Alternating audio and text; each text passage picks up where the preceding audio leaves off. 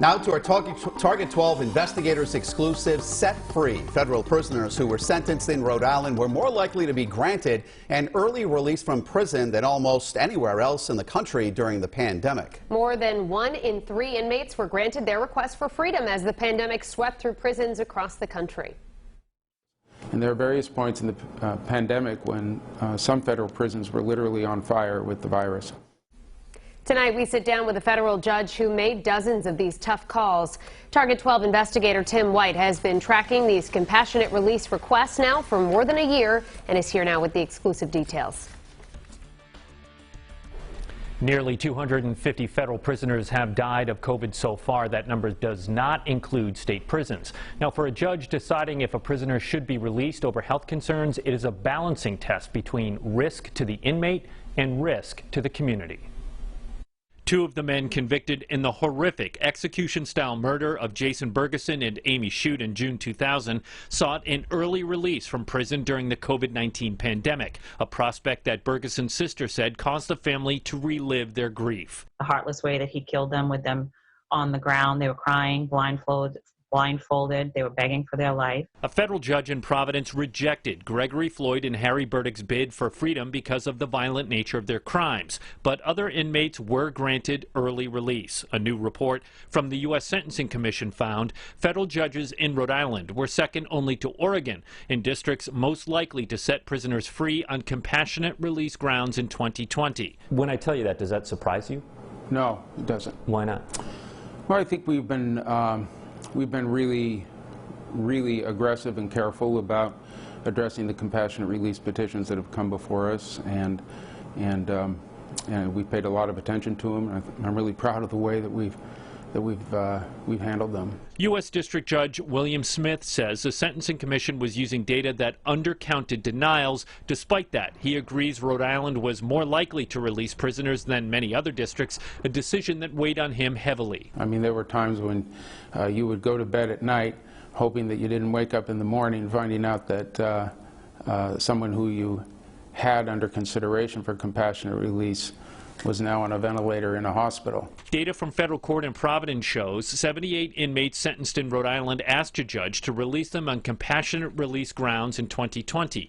45 were denied, 30 were granted, 3 requests were withdrawn. I would put our record in dealing with criminal justice issues up against any district in the country. The answer to crime in this country is not always to lock people up forever or for long periods of time. The reality is that the vast majority of people who go to prison return to the community. It's just a question of when they return to the community. A Target 12 review of the inmates that were released found they were not convicted of crimes of violence. 19 were primarily drug crime cases, 5 were financial crimes, 2 firearm possession cases. Smith says judges weigh the type of crime committed, how much time is left to serve, the medical condition of the defendant, and the state of the virus in the prison they're serving time. He adds they know of only 1 inmate who was released that then committed a violation, putting them back in prison. I'm really proud to say that as far as I know, not a single inmate from Rhode Island died of the coronavirus in prison.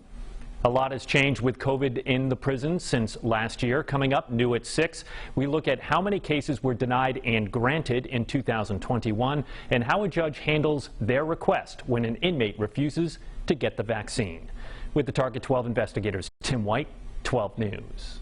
First at 6, a Target 12 investigators exclusive Set Free.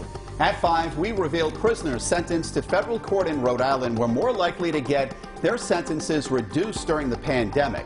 Thousands of federal inmates across the country sought a compassionate release in 2020 as COVID was tearing through the prison system. And new at 6 now, with the virus more under control, we look at how many compassionate release requests are being granted in 2021. Target 12 investigator Tim White is here now with the exclusive details. More than 44,000 federal inmates nationwide have tested positive with the virus since the start of the pandemic, with nearly 250 who have died. But the latest data shows just 100 inmates and 132 Bureau of Prison staff members have a confirmed positive test.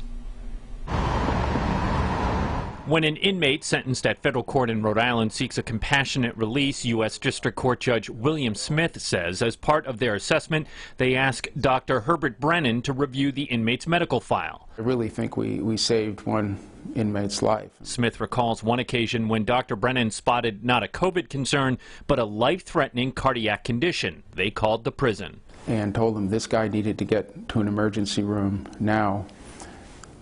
No response. They wouldn't take him. So Smith ordered the prisoner's immediate release with a directive for him to go to the ER. The inmate's life was saved. I got a note from him not long ago. He's off, very successful in his return to the community. A Target 12 examination of court data finds 78 federal inmates requested a compassionate release in 2020. 45 were denied, 30 were granted, 3 requests were withdrawn.